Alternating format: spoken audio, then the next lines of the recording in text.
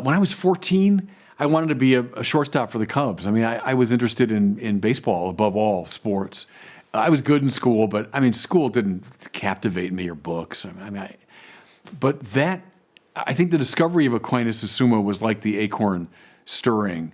And I sensed, even as a little kid, that I'd follow that trajectory, which indeed I have, to this moment, talking to you, that I became a priest and a theologian and a teacher and a writer and an evangelist. It all came from that. So that's why that's such a special book to me.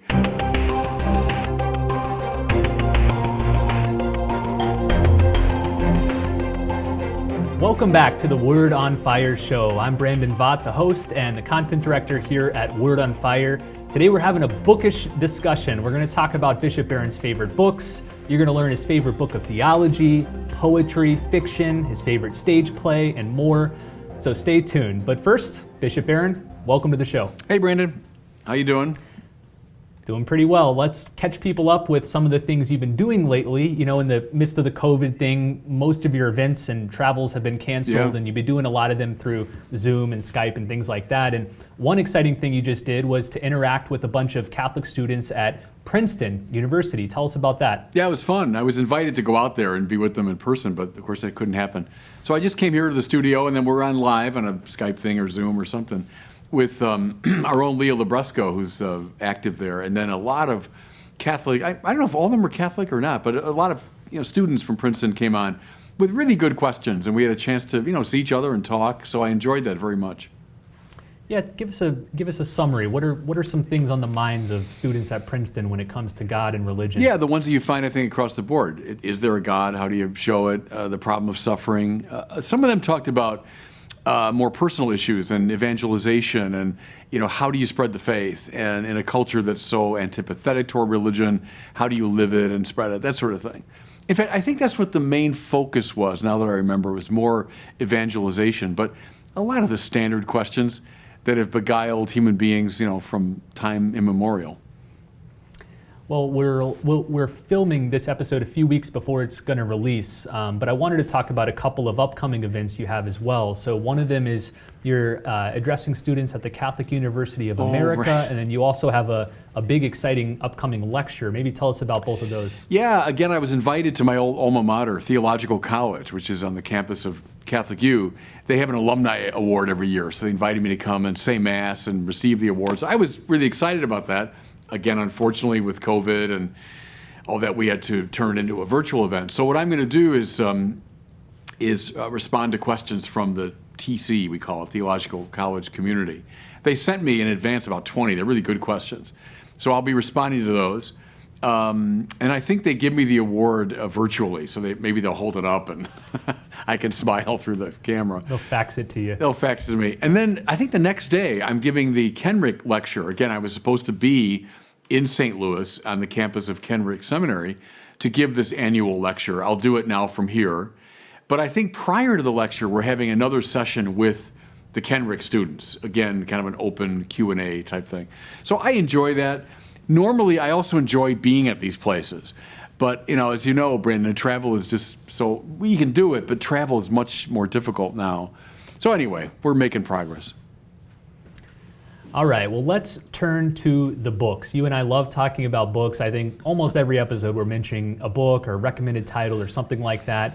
A long time ago, I think way back when you were a professor at Mundelein, you compiled a list of your favorite books, your recommended books. We actually turned that into a PDF that listeners can download for free. You can find it at wordonfireshow.com/books, books with an S at the end. So wordonfireshow.com/books. Download the full list, and they're mostly theological books arranged by sub-discipline, subgenre, but you also identified your 5 favorite books overall, period, your 5 favorite books. I'd be curious to know as we work through some of these if they remain your favorites or if any have supplanted them, but I thought we'd talk through each one of them. So I'll briefly tick them off, then we'll spend time on each. Okay. So you have the Summa Theologia of Thomas Aquinas, you have the Divine Comedy of Dante, you have the 7-Story Mountain by Thomas Merton, you have Moby Dick by Herman Melville, and then you have Macbeth by William Shakespeare. So let's start with the Summa. I think listeners are obviously familiar with your love for Thomas Aquinas and especially his Summa, but talk to us about the personal significance of this book. When did you first come across it? How has it shaped you? I can tell you exactly. When I was at Fenwick High School and was introduced to one of Thomas's arguments for God's existence, I was so excited by that. I was all of 14 years old, and I can still see my yellow 10-speed bike. I rode from my house to the Thomas Ford Memorial Library in Western Springs, Illinois. And I was fumbling around, and I found Mortimer Adler's set of the great books. And I went through it, and he had 2 volumes on Thomas Aquinas. And volume 1 I took off the shelf, and I found, there is the famous arguments. And so I checked it out. It was a big book. It was this high, this wide. If I think we have it on the shelf here. I think Joe Glore found a copy of this. Anyways, big book, and I tucked it under my T-shirt. And I tucked the T-shirt in, and I was able to ride, home with the book. And it became, how would I put this, almost like a talisman for me. I didn't really understand it. I was 14 years old. I had no training whatsoever in philosophy or anything. I didn't know what 2/3 of the words meant. But I don't know, Brandon, what it was. There was something magical for me about that book. And it was this, obviously brilliant mind using very precise language, the language more of that I associated with the sciences, I suppose, speaking about these deep things about God. And it just fascinated me. Well, I had to return the book after, a couple weeks, whatever it was. And I found myself then going back. And I'd find it again and tuck it under my shirt, and I'd ride home with it. And I just was kind of making my way, trying to read these odd texts and think about them. I think I got Copleston's little paperback book on Aquinas around that time, and that helped me get an orientation to it, But it's a book that is, to call it interesting to me would be such an understatement. It was like something magical. And then, I think what it was, if I use that language of the acorn theory, when the person you're meant to be is sort of stirred in you when you're very young, and it just you just sing. It just strikes something. That's what it was like for me. When I was 14, I wanted to be a shortstop for the Cubs. I was interested in baseball above all sports. I was good in school, but school didn't captivate me or books. But I think the discovery of Aquinas' Summa was like the acorn stirring. And I sensed, even as a little kid, that I'd follow that trajectory, which indeed I have, to this moment, talking to you. That I became a priest and a theologian and a teacher and a writer and an evangelist. It all came from that. So that's why that's such a special book to me. And then obviously I've read it technically over many, many years, and I've done most of my academic work around it. And it's still a pierre de touche, as the French say. It's this touchstone for me. So yeah, I feel strongly about the Summa Theologiae. Your story of the young teenage Robert Barron stumbling into the library and coming across that book and having it be a life-changing moment reminds me of the tale of the young J.R.R. Tolkien. And I'm probably getting a few of these details wrong, but apparently there's an episode, I think when he was an undergraduate, and he stumbled into a library and he came across this book of Icelandic linguistics, something so obscure and niche. But he said it was the most exhilarating experience coming across this book. It sent tingles through his body. The way he described it, it was the acorn theory on display. It was this is what that man was made for, and he followed that through Middle Earth. I buy that. I think there's a lot to it. And I'd say through God's grace and God's providence, those things happen, where God just says, okay, this is the road I want you to be on. And again, I think of that room full of kids at Fenwick High School that all heard the same thing I heard, and it meant, probably next to nothing to them. Why did it mean that much to me? It's a mystery of providence, Why would that book of all books, have such an impact on me? It's providence. You selected Thomas Aquinas for one of your pivotal players in your film series, and the criteria for selection for that series was people that not only impacted the church, but shaped the wider world, the wider culture. Talk about the significance and the impact of the Summa, not just on theologians, but how did it shape the last 700 years of history? Well, I think anytime someone says faith and reason belong together, you see the heritage of Thomas Aquinas. No one in the great tradition sums that up. Now, other people would subscribe to it, of course, but I don't think anyone exemplifies it or sums it up better than Aquinas. So in that measure, he has a massive impact. Whenever a religious person thinks it's okay to think it through rationally, logically, philosophically, scientifically, so to that degree, I think he has this ongoing impact. In the life of the church, Thomas has ebbed and flowed over the centuries, at times having a huge impact, other times much less so. Some of his theses are condemned within a few years of his death, by bishops both in Paris and in England. During the centuries right after his death, it was the second part of the Summa that was most important. We associate probably the first part of the Summa with Aquinas, the arguments for God and God's attributes and creation. But it was the second part on the moral life because it so beguiled confessors and those doing the practical work of dealing with sinners. By the Council of Trent, they say on the desk of most of the Council Fathers, you had the Bible and you had the Summa of Aquinas.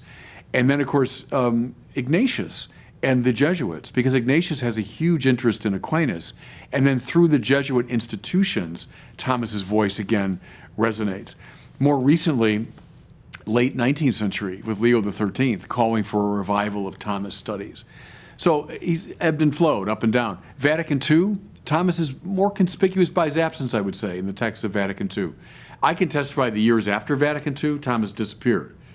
I got him as a weird grace during those years. That was 1974 when I came across him. But he had mostly disappeared.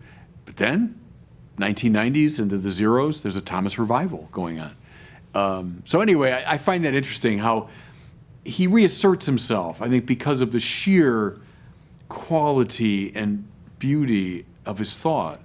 It never really goes away.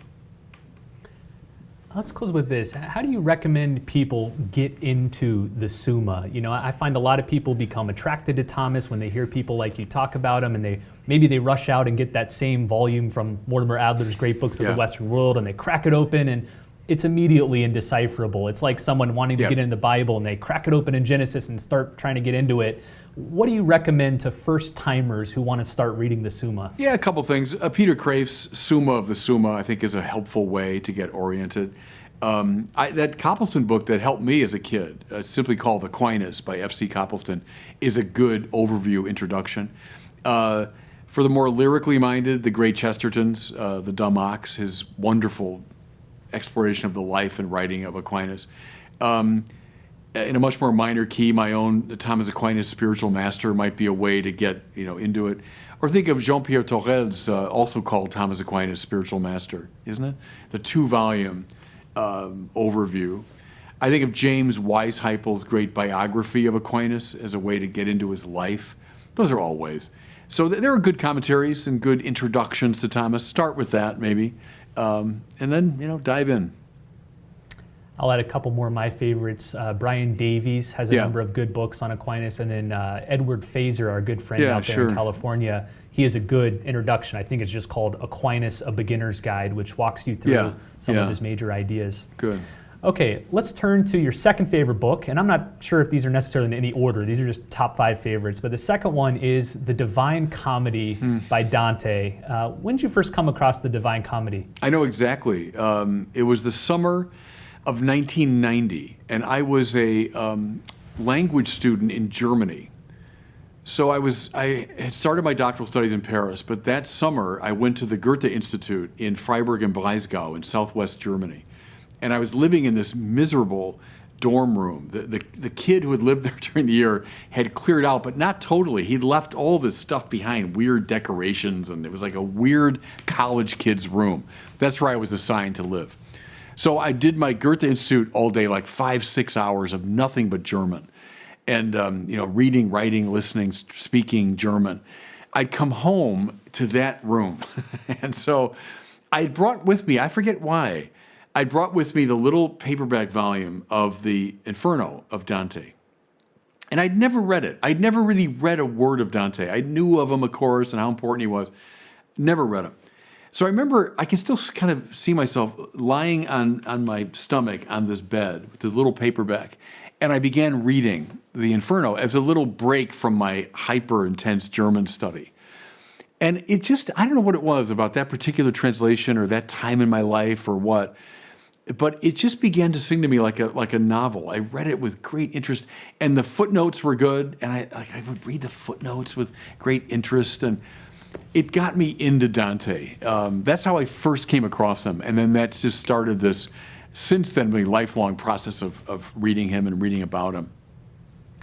Why do you think Dante has remained so enduring and beloved? I mean, it seems like he's right up there with Homer, Virgil, the author of Beowulf, and Dante. It's like, why him? Why this poem? Because I think of Lord Kenneth Clark, during Civilization at one point, he says, "Is there sensuality in Dante? Of course there is. There's everything in Dante." I've always been struck by, that's right, there's everything in Dante. He's like one of those people that, all of life is in Dante. And then all of it under the aegis of the Catholic faith that, according to T.S. Eliot, the two great figures in all the Western literature, Dante and Shakespeare, and there's no third, says Eliot, that one of the two greatest writers in the West writes all about the Catholic faith, And so as a Catholic and as a lover of literature, it's this feast. And it's life. All of life is there, both natural and supernatural, told in the most compelling poetry. So that's a heady mix. So you got this epic poem. It's spread across 3 different books, the Inferno, the Purgatorio, and the Paradiso. Do you have a favorite among those 3? Yeah, probably like most people, the Inferno is probably the most fun to read, because his imagination can kind of go crazy. But in a way, as I taught Dante over the years and wrote about him, I became very attracted to the Purgatorio, the central one, because I think it's about the way a lot of us have to live the spiritual life, that we become aware of our sins, and then we enter into this process of purification. I find that it really sings to me as a spiritual person. Yes, I'm anticipating, with the grace of God, Paradiso, but even now, I can live the dynamics of the Purgatorio, and to me that makes it very interesting. Let's turn to the next book. This one is The 7-Story Mountain by Thomas Merton. We've spoken about this book a lot on this podcast. I remember the very first episode we did, which was covering Pope Francis's speech to Congress when he first visited America, and Pope Francis favorably mentioned Thomas Merton, and so that got us talking. But then we've talked about this title often. In fact, one of the reasons why we've created our own edition of it, a Word on Fire Classics edition, is because of how much this book has meant to you. So, by the way, if listeners are looking to get a beautiful version of this text, you can find it at wordonfireshow.com/Merton. But tell us the story once again, or maybe for the first time, for those who haven't heard it, of how this book literally crashed into your life. Yeah, I was working at Crocus and Brentano's bookstore in Oak Brook, Illinois. I was 16. My brother worked there too, and I was in the stock room in the back, and I was preparing, a lot of things. And there was a custom at the time, I forget why, but if a paperback, got a little bit worn out, they could tear the cover off, and they'd sent the cover downtown, and then the book was just available. You could throw it out or give it to somebody. So anyway, my brother is back there with me, and I'm doing something. I'm filling out cards or something. And he throws this paperback to me, a coverless paperback, and it lands in my lap like this. I catch it. And he goes, "Oh, you might like this. It's written by a Trappist monk." And I said, "Why would I want to read a book by some Buddhist?" And my brother said, "Trappists are Catholics, you idiot." And that's how the 7-Story Mountain landed literally in my lap. And so I took it home, and mind you, I'm 16, so I'd had the Thomas Aquinas experience at 14. I'd begun my kind of clandestine reading of these arcane religious texts. I'm kind of getting interested in the whole religious thing. Well, then I pick up this book, which is brilliantly written by this man who had trained to be a writer, who was a man of the world in every sense of that term, and who then went through this extraordinary process of conversion to religion, to Catholicism, and then eventually becomes a Trappist monk, like the most intense kind of monk you can become. Well, it's a captivatingly romantic story. And I use that word on purpose because I think it's a story about someone falling in love with God and told in such a compelling way. So you're 16. You're right at this kind of romantic period of life, you know what I mean? And I was getting interested in religion, and here's this book about falling in love with God in this radical way. Well, it just sang to my heart. Where Aquinas, the first Thomas, was really singing to my head and clarifying a lot of things.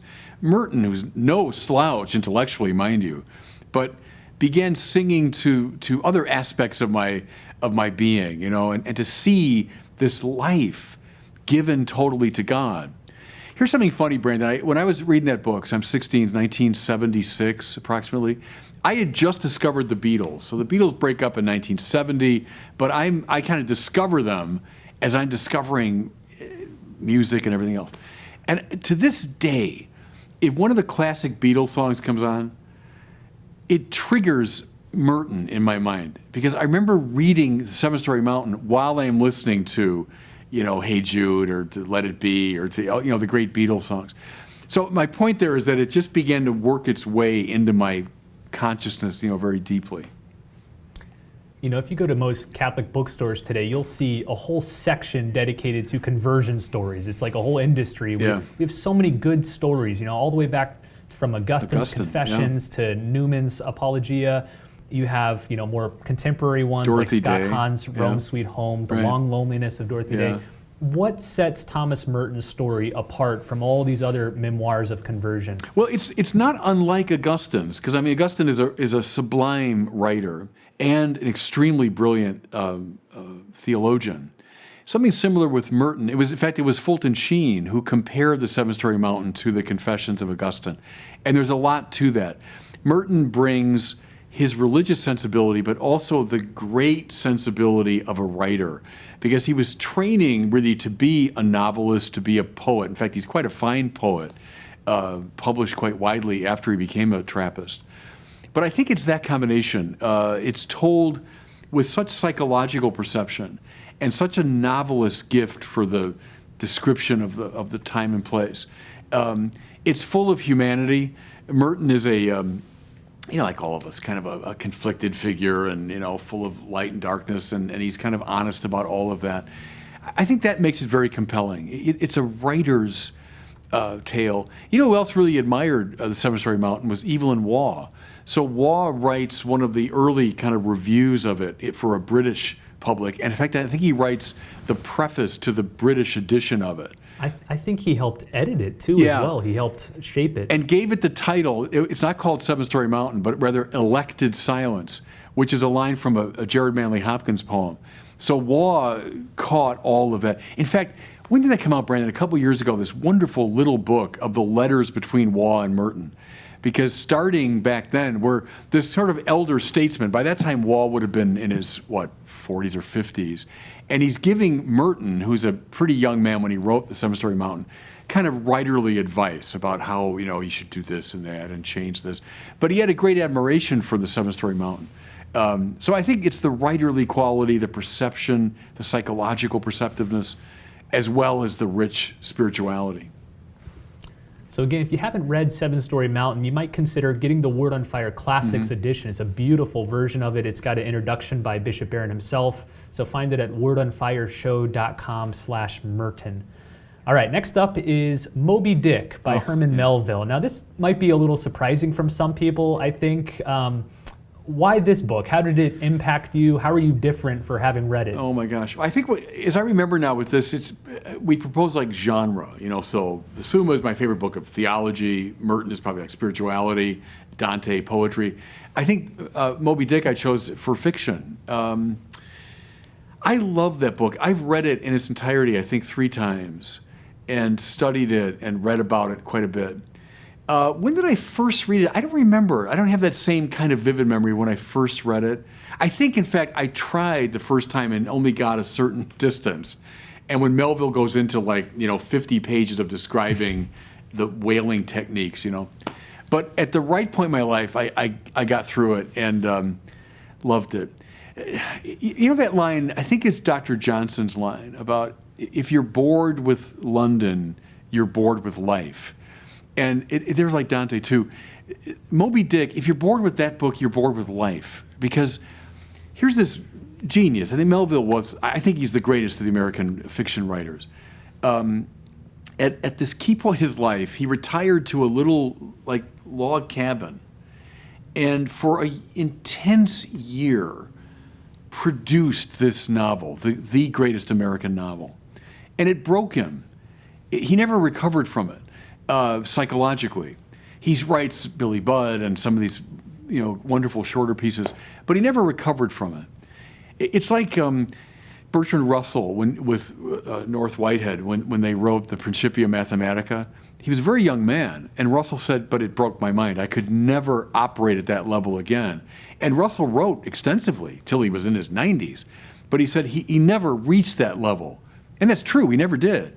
Melville's similar. It's like he poured his entire self into this book, and it's filled with life, friendship and hatred and rivalry and obsession and jealousy and religion and sex and fate and nature. It's like, all of it is there in this great book. One way in, I often compare when I would teach Dante, compare the beginning of the Divine Comedy with the beginning of Moby Dick, because they're both dealing with relatively young men who are in a kind of suicidal depression and have to go through this wrenching journey to find the way out. In Dante's case, the journey through hell, purgatory, and heaven. In Melville's case, this sea journey, with Captain Ahab and all the people on that little ship, the Pequod. But they're both journey stories about a young man trying to make his way from one rather, like when Melville says, when it's a dreary November in your soul. That's how Moby Dick begins. Now it's time to go to sea, So they're adventure stories that are about external adventures, but really about the inner adventure. What do I love about it? I mean, look at Captain Ahab. Melville was reading a lot of Shakespeare at the time. We know that. And boy, you can hear it in someone like Captain Ahab, this famously tragic figure. But listen to his speeches. When Ahab speaks, it's like Macbeth. It's like Hamlet. It's like Henry V. I mean, it's full of Shakespearean angst and so on. What's he after? He's after the white whale, the most famous symbol in all of American literature, no question about it. What's the white whale? Well, it's nature, it's fate, it's whatever.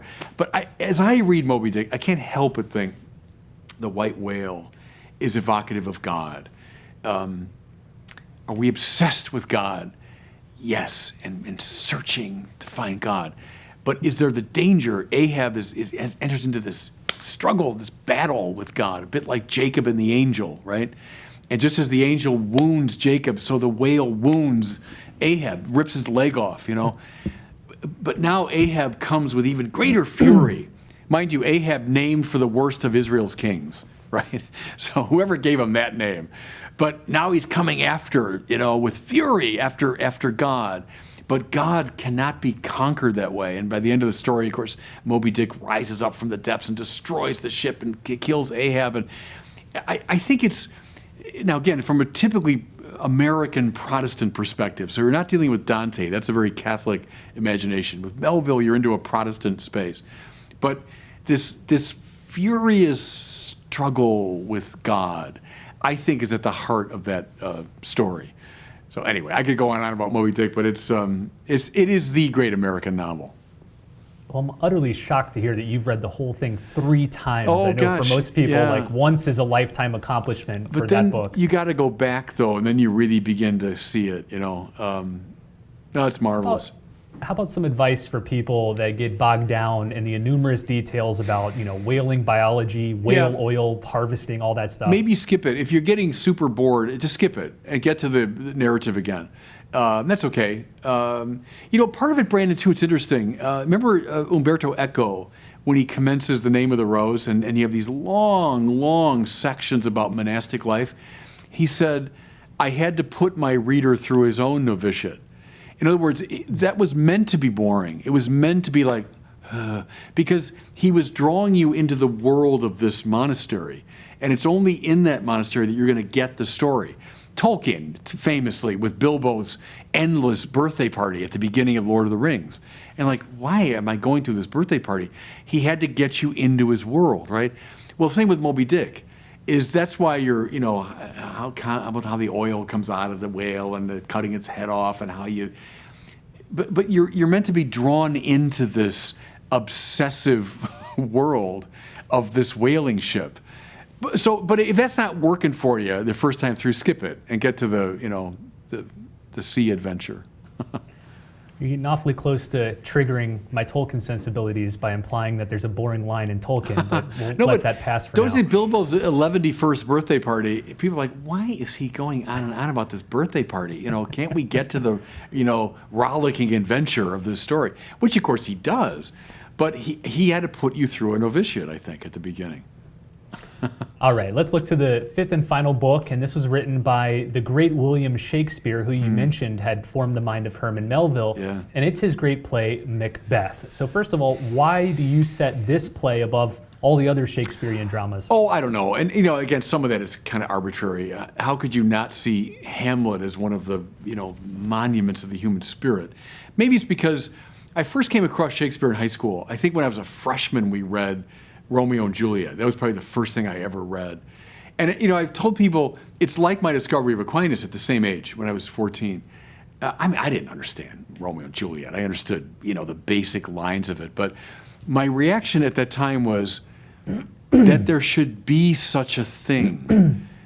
You know what I mean? That such a thing should exist, I thought was marvelous.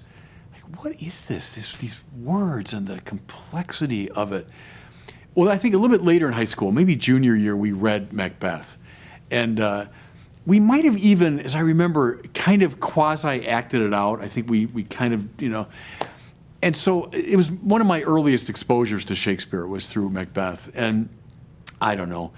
My good friend Ed Oakes, who died way too young, the great father Ed Oakes, the Balthazar scholar, he and I used to go to the Shakespeare Theater in Chicago on Navy Pier, which is beautiful, specially constructed theater for Shakespeare. And he and I would go down, we'd have dinner together, and then we'd go to the play. And I remember one night we were going to go see, it was a Hamlet production. And he said, I just want to close my eyes and let the language wash over me. And that's kind of, with Shakespeare, it's the language.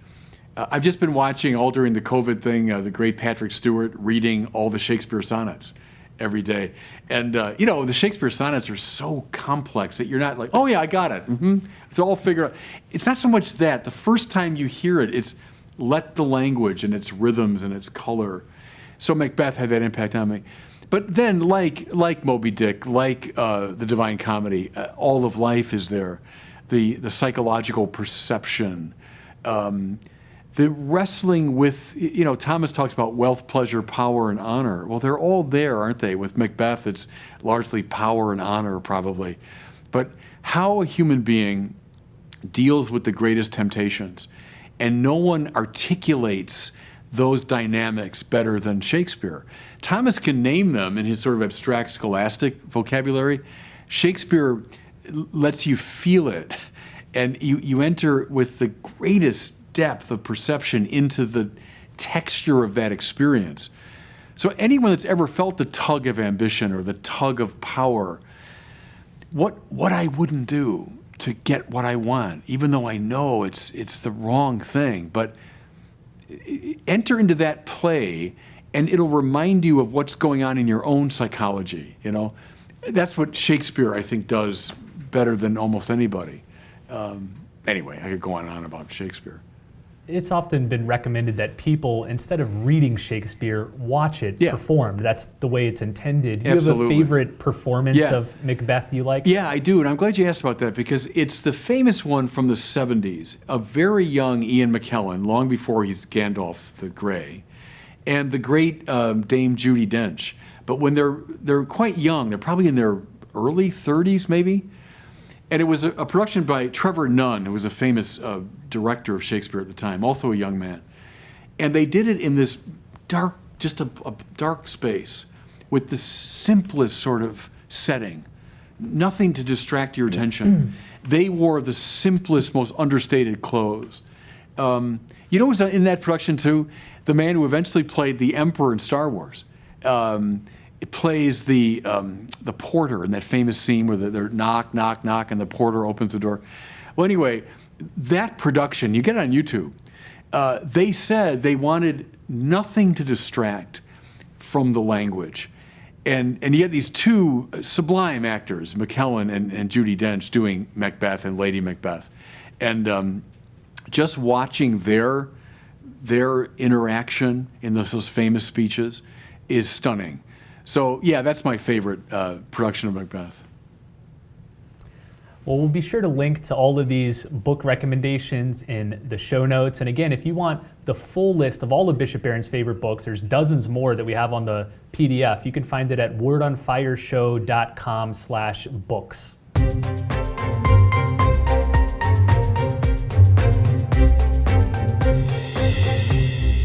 Well, it's time now for our question from one of our listeners. Today we have one from Alexandria. She's a new convert to the Catholic faith from Vancouver, Canada. And she has a really interesting question about something she found in Aquinas' writing that she wants clarification about. Here's her question. Hi, Bishop Barron. My name is Alexandria, and I'm a new Catholic from Vancouver, Canada. Aquinas was really instrumental in my conversion, but I was disappointed that in his articles on the production of woman, he speaks repeatedly of women's defectiveness and inferiority. I recognize the language of Aristotelian reproductive biology here, and I know how much Aristotle would have influenced Aquinas. So my question is, did Aquinas really believe women were inferior or defective? And if so, would modern Catholic theologians disagree now that Aristotelian biology has been mostly disproven? Thank you. Yes and yes. So you're absolutely right. I mean, the instincts behind your question are right. Namely that Thomas was very influenced by Aristotle, both in Aristotle's science, his physics, and his metaphysics. Are we obliged, to subscribe now to the physics and sort of medical theorizing of Aristotle? Absolutely not.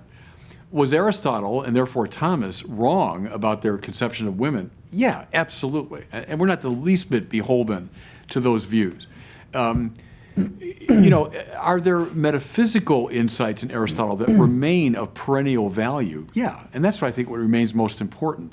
But the science and medical sort of physics of Aristotle, no, we're not obliged to hold to that. And no Catholic is obliged to hold those views of Aquinas in that manner. And it speaks to a wider point, too. As I reverence Thomas Aquinas, as you well know, it doesn't mean that Thomas Aquinas is somehow infallible or that every little thing Thomas said about any subject is ipso facto correct. Well, of course not. That's true of nobody in the great tradition. Augustine, right about everything? Come on. There's nobody in the great tradition who's right about everything. So no, don't feel the least bit obligated to hold to those, clearly, by our lights now, silly and erroneous views of Aquinas on women. Well, thanks so much for listening and watching to this episode of the show. Before we go, I wanted to shout out some of our special patrons who support this show and make it happen. Lucy Kaysen from Prairieville, Louisiana, Rosemary Parker from Oswego, New York, Ethereal Matter, I'm guessing that's a pseudonym, from Cincinnati, Ohio, and Maria Sostak from Spring Lake, Michigan.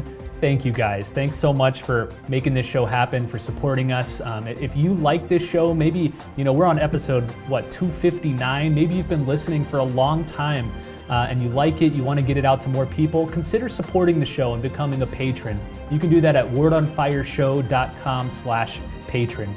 Thanks so much for listening. We'll see you next time on the Word on Fire Show.